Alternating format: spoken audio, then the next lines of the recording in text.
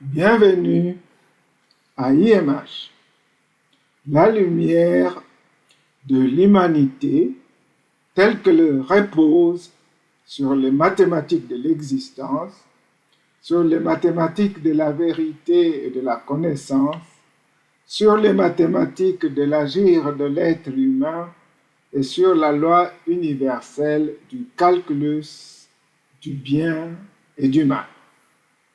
Je m'appelle Shimata Bakajika Chinanga, je suis mathématicien, je suis auteur de cette abstraction mathématique et je suis fondateur de l'Institut de mathématiques de la création, un centre de recherche sur l'existence d'une science universelle. Abonnez-vous si vous êtes intéressé par nos enseignements et si, comme nous, vous voulez que le Dieu d'Abraham et la norme de l'être humain soient enseignés dans les classes des sciences sur base de lois de la nature qui fondent la somme de tout ce qui est existence. Vous êtes donc bien chez vous si vous êtes à la recherche de la vérité au-delà de la somme de toutes les perceptions et de toutes les croyances. En effet, indépendamment de votre vouloir et du vouloir de tous les savants et tous les prix Nobel qui peuvent naître dans ce monde, au-delà de toutes les perceptions et de toutes les croyances, l'existence est bel et bien mathématique. La mythologie de l'équation d'Einstein comme justification du Big Bang est le sujet de notre lecture de ce jour. Pour beaucoup parmi vous, cette affirmation est trop osée. Elle est plus qu'une audace. Non, je ne suis pas audacieux. Je sais qu'il est difficile de critiquer les affirmations d'un savant de la trempe d'Albert Einstein. Cependant, en science, heureusement pour moi et malheureusement pour ceux qui pensent le contraire, la vérité au-delà de toutes les perceptions et de toutes les croyances n'est pas une création d'un savant ou d'un prix Nobel. C'est l'inverse qui est vrai. Le prix Nobel n'appartient qu'à ceux-là qui parviennent à restituer la vérité au-delà de la somme de nos perceptions et de la somme de nos croyances. Avec toute l'humilité qui s'impose, j'affirme et je souligne sans tergiverser que toute personne alors qui vend la théorie de la relativité d'Albert Einstein comme fondement de la résolution de la question de l'origine de l'univers et celle de la réalité du Dieu d'Abraham, vous demande d'acheter une mythologie au nom de loi de la physique. Ce propos n'est pas une audace, elle n'est pas une affirmation audacieuse. Il repose sur les résultats de mes travaux de plus de 20 ans sur l'existence d'une science universelle. Cette présentation est un résumé de quelques-uns de ces résultats. Elle repose sur 4 points. 1.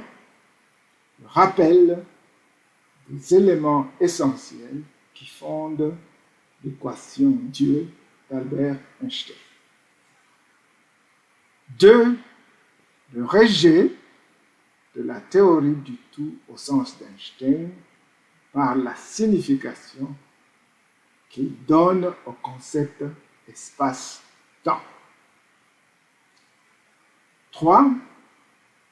Le rejet de la théorie du tout au sens d'Einstein par la lecture de l'évangile de la création au sens de la géométrie. Enfin, 4. Le rejet de la théorie du tout au sens d'Einstein par la preuve de l'existence et de l'unicité d'une équation algébrique qui justifie et permet de reconstruire la somme de tout ce qui est existence. Vous n'avez pas besoin d'avoir une connaissance en physique ou en mathématiques pour saisir l'essentiel de mon argument. Vous avez seulement besoin de vous débarrasser de toutes les idées préconçues et de tous les enseignements reçus qui ne reposent sur aucune loi de la nature. Un tel enseignement ne repose que sur votre imagination. C'est quoi l'équation Dieu au sens d'Einstein? D'autres parlent d'équation de Dieu d'Einstein. Pour moi, c'est la même chose. Avant de répondre à cette question, je rappelle que sur la question de l'origine de l'univers, le non-croyant appelle à enseigner l'évolution dans les classes des sciences comme vérité absolue sur base de la théorie du Big Bang et celle de Darwin. Le croyant appelle à enseigner la création comme vérité absolue sur base de la philosophie et de la foi. Dans notre précédente lecture, j'ai étalé, en des termes les plus simples qui soient, les arguments qui disqualifient la foi et la philosophie comme fondement de la preuve du Dieu d'Abraham. Revenons maintenant à notre sujet du jour. C'est quoi l'équation Dieu d'Albert Einstein? Au centre de la résolution de la question de l'origine de l'univers et celle de la réalité du Dieu d'Abraham par la méthode des sciences se trouve une et une seule question qui exige une réponse a priori. C'est la question suivante. Existe-t-il une loi de la nature qui justifie et permet de construire tout ce qui est existence, indépendamment de la foi et de toutes les croyances? Depuis la justification de la théorie de la relativité générale d'Einstein par l'éclipse du 29 mai 1919, un bon nombre de physiciens affirment l'existence et l'unicité de cette loi de la nature. Il identifie avec l'équation mathématique qui fonde la théorie de la relativité générale d'Albert Einstein.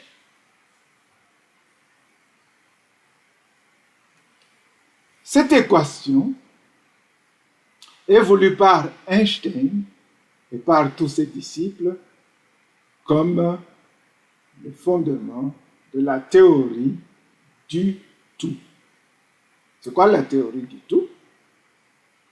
Il est défini comme la théorie qui explique et justifie la somme de tout ce qui est d'existence, indépendamment de la foi et de toutes les croyances.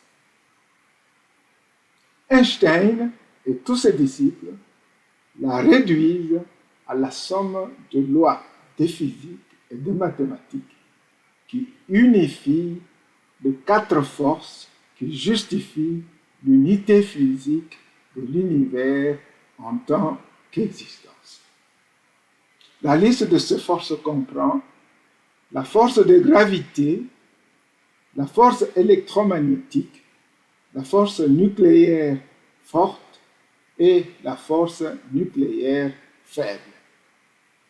Sans succès, Albert Einstein a consacré les 30 dernières années de sa vie à une recherche effrénée de cette théorie du tout.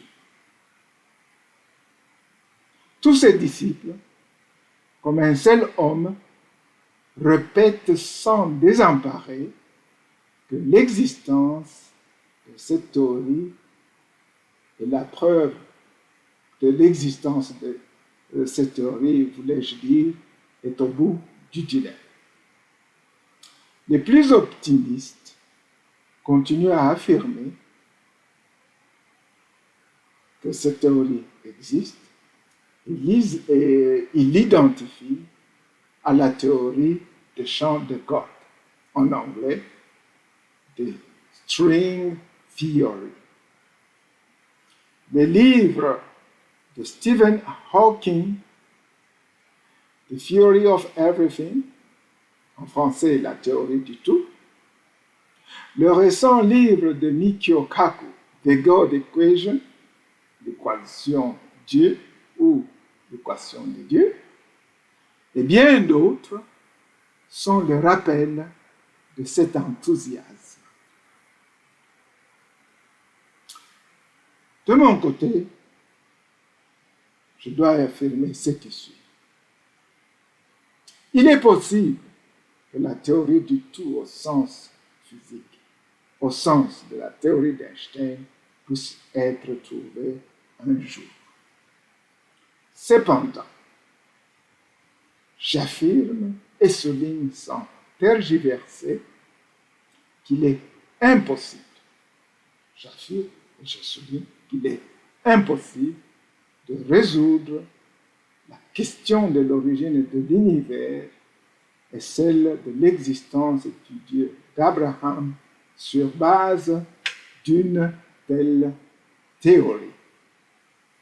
Mon argument se fonde sur 3 certitudes qu'aucun savant ou prix Nobel de ce monde ne peut arriver à fausser ni maintenant ni dans le futur sur base de lois de la physique ou de mathématiques. La non-généralité de la signification qu'Einstein donne au concept espace-temps est la première de 3 certitudes qui rejettent la théorie du tout au sens de la théorie d'Einstein. En effet, j'affirme que la signification qu'Einstein donne au concept espace-temps rejette la théorie du tout de Hawking comme fondement de l'explication de l'origine de l'univers. Cette signification rejette la théorie du tout de Michio Kaku comme fondement de l'explication de l'origine de l'univers. Bref, le concept espace-temps qui fonde la théorie de la relativité d'Albert Einstein rejette la théorie du tout au sens physique. La preuve de cette affirmation, une des premières preuves, la première preuve de cette affirmation, nous la devons à Einstein lui-même. Dans son article sur la relation entre la physique et la réalité, Einstein définit tout ce qui est science en des termes ci-après. Une science, dit-il, n'est rien d'autre qu'un raffinement de la pensée quotidienne.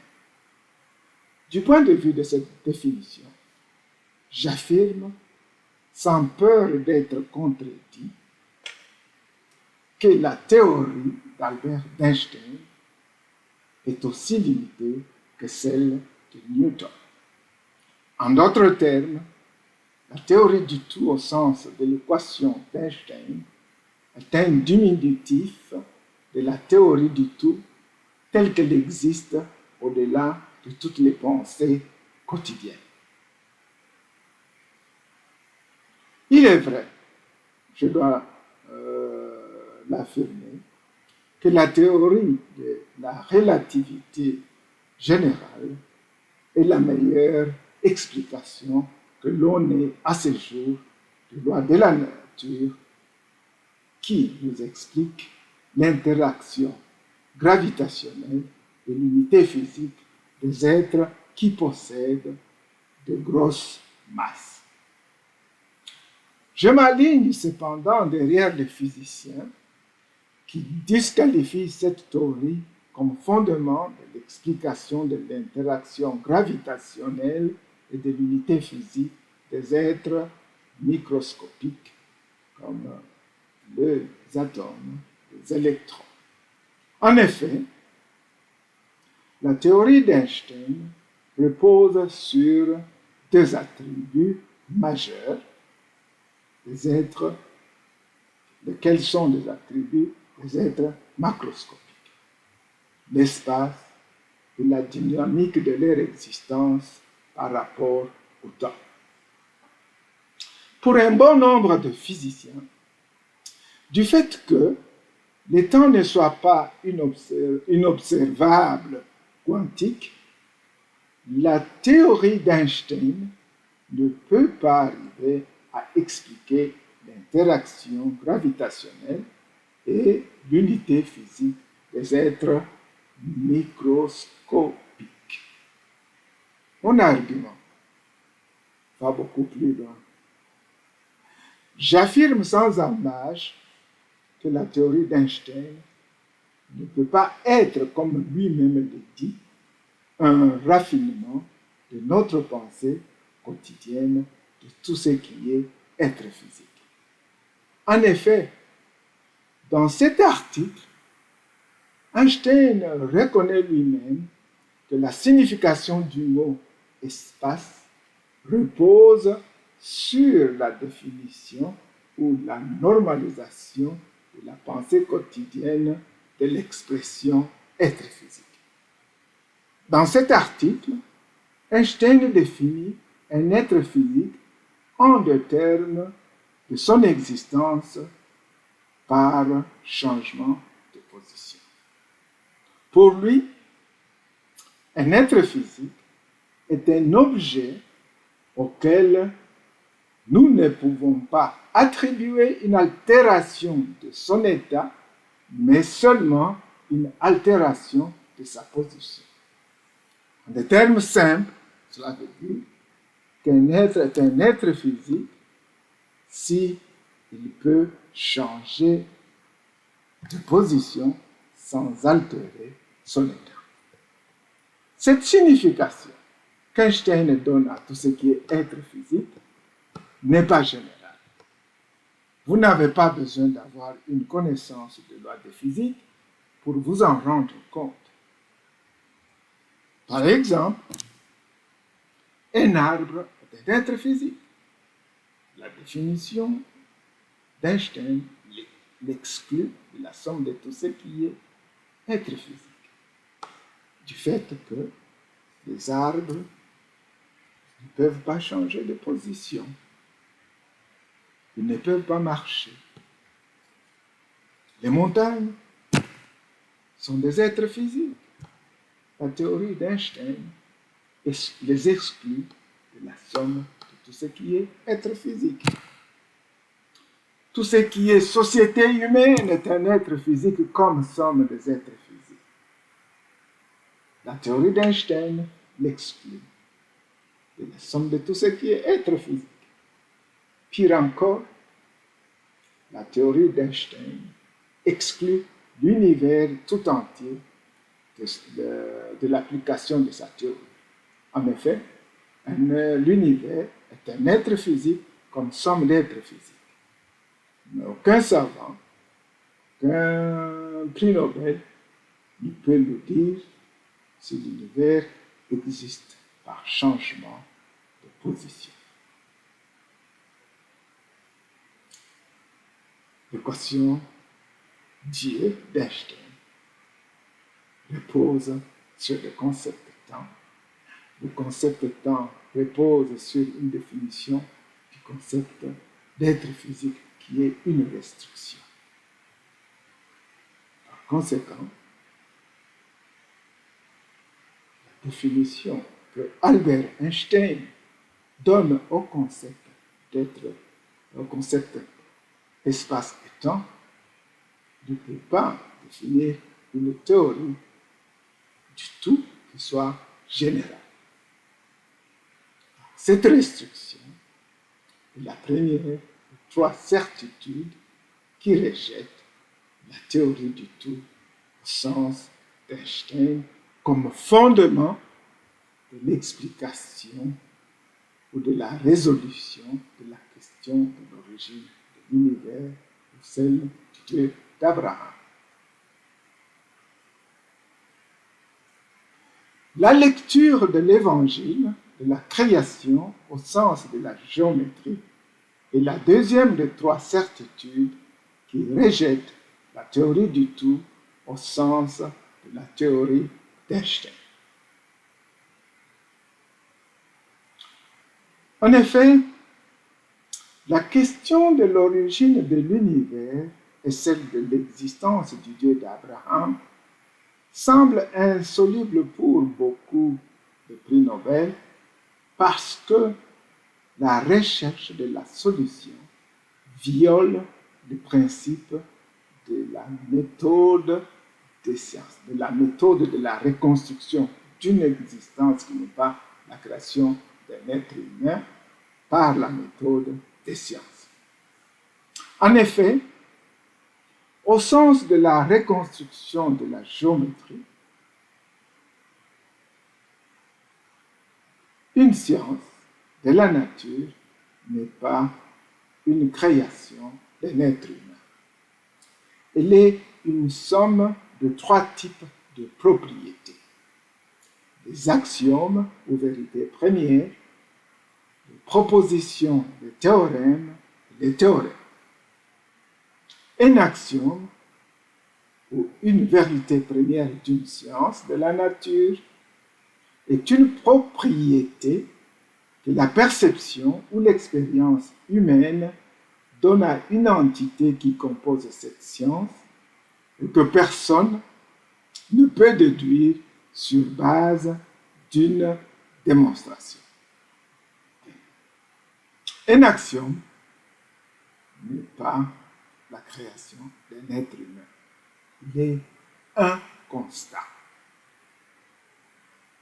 Telle est la définition que le mot axiome détient de Euclide, de Favre, le père de la géométrie euclidienne.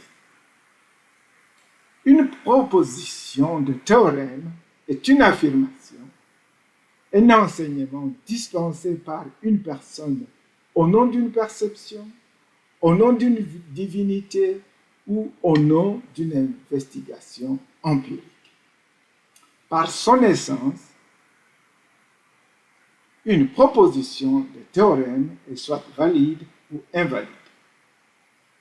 Elle est valide si elle se déduit des axiomes de la science. Auquel cas, il est un théorème. Dans le cas contraire, cette proposition de théorème est tout simplement une mythologie, le produit de l'imaginaire de l'être humain. Par exemple, en arithmétique, le fait que 0 est l'origine de tous les nombres est un axiome. C'est une vérité première. Personne ne peut chercher à démontrer ces faits, parce que personne ne peut les démontrer. Le fait que 1 plus 1 est un théorème se déduit des axiomes de nombres. Donc, le fait que 1 plus 1 égale 2, ce n'est pas un axiome. L'affirmation que 2 plus 2 égale 10 est une mythologie du fait que personne ne peut déduire cette affirmation des axiomes des nombres. La question de l'origine de l'univers et celle de l'existence du Dieu d'Abraham semble insoluble par la méthode de science parce que la recherche de la solution repose sur des présupposés qui violent l'histoire de l'humanité et qui violent cette approche mathématique de la reconstruction d'une existence qui n'est pas la création de l'être humain. La liste de ces présupposés comprend des affirmations gratuites ci-après. Le Dieu d'Abraham ne peut pas être l'objet d'une science de la nature parce qu'il ne peut pas être l'objet d'une observation par un être humain. Faux, faux, faux, faux.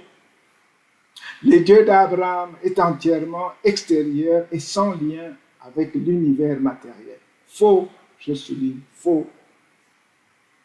En effet, affirmer qu'aucun être humain n'a jamais vu le Dieu d'Abraham est un mensonge qui affirme qu'un certain Jésus de Nazareth n'a jamais vécu dans ce monde. Le fait que Jésus de Nazareth a vécu dans ce monde, ce n'est pas un acte de foi. C'est un fait historique. Nier son existence revient à affirmer que l'État d'Israël n'a jamais existé. En effet, l'histoire de l'humanité affirme que Jésus-Christ était pour ses contemporains un être humain comme toi et moi. Le conflit entre lui et les pharisiens sur son origine justifie cette affirmation. En effet, au nom du Dieu d'Abraham, Jésus-Christ a enseigné ne pas être de ce monde. C'est connu ou c'est accepté sur base de la foi par tous les chrétiens.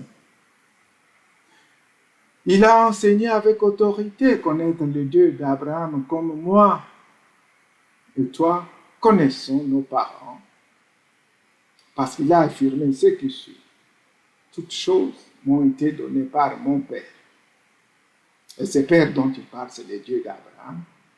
Personne ne connaît qui est le Fils, si ce n'est le Père, ni qui est le Père, si ce n'est le Fils. Et à ceux qui venaient écouter son enseignement, il a révélé que le Dieu d'Abraham n'est rien d'autre qu'un esprit. Et lui-même, il a affirmé qu'il est un esprit, ou qu'il était un esprit, qu'il l'est toujours, avant sa venue sur terre. Dans son enseignement sur l'origine de l'univers, tel qu'il se lit dans l'évangile de Jean au chapitre 1, verset 1 jusqu'à 4, il affirme qu'un esprit est la source et l'émanation de toutes les composantes de l'univers. C'est pas moi qui l'affirme. Je ne vous appelle pas d'accepter ça sur base de la foi, parce que personne ne peut enseigner cela. sur base de la foi comme vérité absolue dans une classe des sciences. Mais ce sont des faits historiques que personne ne peut nier. De notre côté, affirmer que le Dieu d'Abraham est entièrement extérieur et sans lien avec l'univers est aussi un grand mensonge. En effet, dans Jean 3, 6, le même Jésus-Christ révèle que l'Esprit, le souffle de vie, par lequel chaque être humain se veut un être vivant, vient du Dieu d'Abraham et non de ses parents biologiques. Le souffle de vie dans chaque être humain connecte donc l'univers au Dieu d'Abraham. Du point de vue de la réalité historique de ces faits et du point de vue de l'essence que la reconstruction de la géométrie donne à la notion de la démonstration d'une existence par la méthode des sciences, tout celui qui affirme que la théorie du tout au sens d'Einstein justifie le Big Bang affirme par la même occasion deux choses. La première de ces choses est l'existence et l'unicité d'un système d'axiomes de la somme de tout ce qui est existence que nous sommes appelés à prouver. Et la deuxième affirmation est la preuve par ces axiomes que l'évangile de la création est une mythologie du fait que personne ne peut déduire cet évangile de la somme de ses actions. En d'autres termes, l'ancêtre commun de toutes les forces et de toutes les formes d'énergie qui fondent l'unicité physique de l'univers est une énergie spéciale, et cette énergie peut être tout sauf un esprit. Un esprit ne peut donc pas être un être vivant, et par conséquent, un esprit n'est pas un être physique. De la même manière, tout celui qui, comme Jésus de Nazareth à travers l'évangile de la création, affirme que un esprit est la source de la somme de tout ce qui est existence et l'origine de l'univers, affirme par la même occasion deux choses. L'existence et l'unicité d'un système d'action de la somme de tout ce qui est existence, une affirmation que nous sommes appelés à prouver sur base des lois de la nature, et la preuve par ces actions que la somme de tout ce qui est esprit est un être physique.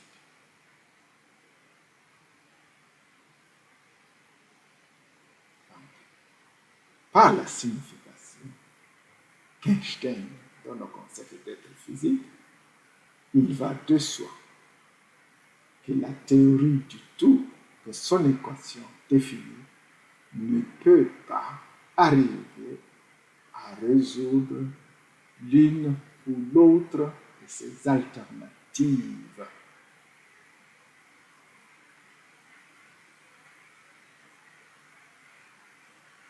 La lecture de l'évangile de la création, au sens de la méthode des sciences, est bien la deuxième de trois certitudes qui rejettent cette théorie.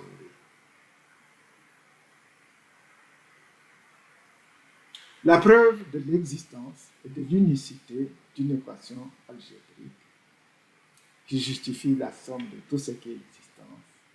Et la troisième et dernière de trois certitudes qui rejette la théorie du tout au sens de la théorie d'Einstein.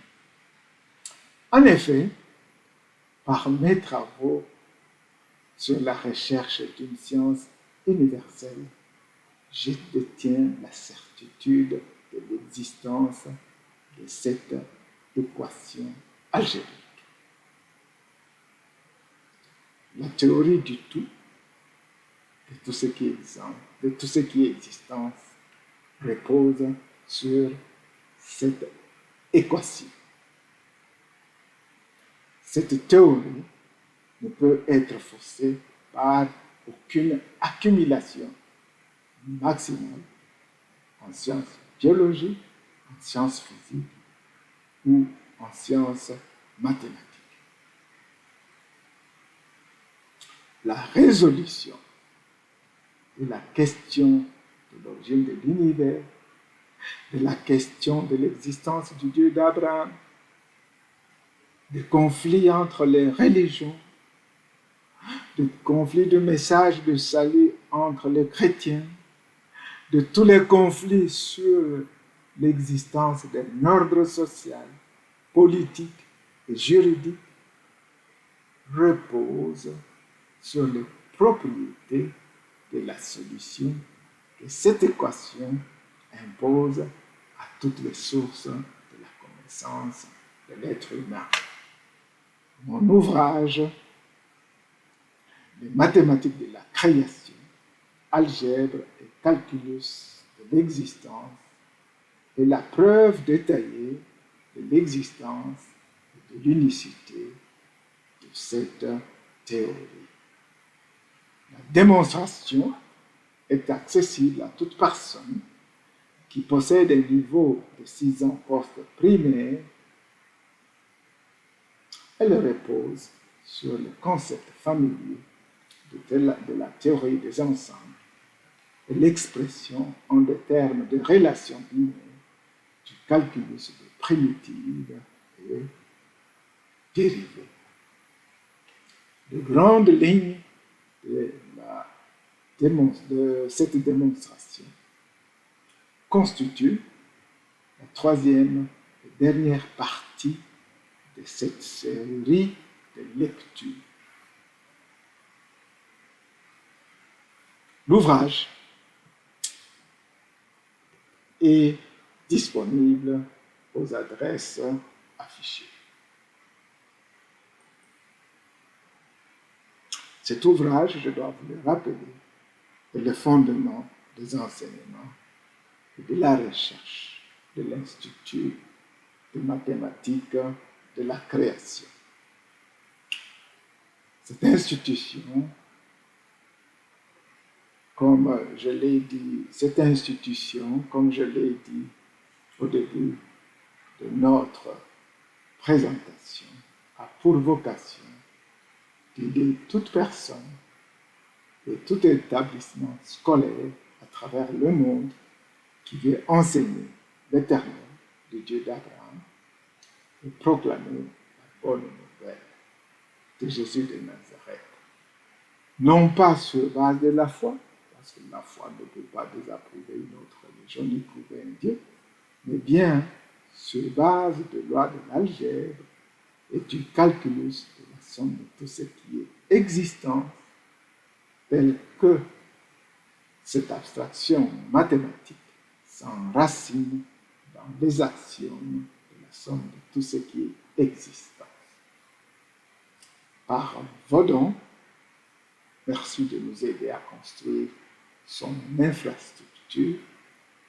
Par vos dons, merci de nous aider à assurer ces 3 enseignements: le calculus de la Genèse, le calculus du salut et de la foi et le calculus de la justice universelle. Au revoir et à bientôt.